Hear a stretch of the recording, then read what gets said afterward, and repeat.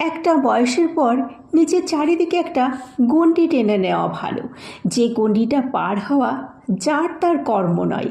যেমন বাগানের চারিপাশে বেড়া না থাকলে বাইরের গরু ছাগল ঢুকে সব তছনছ করে দিয়ে যায়, তেমনই মনের উঠানে প্রবেশ করতে না দেওয়ার জন্য একটা গণ্ডি টেনে রাখা ভালো।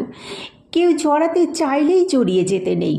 তোমার সঙ্গ, তোমার ভালো লাগা, তোমার ভালোবাসা যার তার পাওয়ার জিনিস নয়। তোমার সহজ লভ্যতা যার তার হতে পারে না। সহজে মানুষ পেয়ে গেলে তাজমহল আর তাসের ঘরের ফারাক বোঝে না, ভেঙে ফেলে।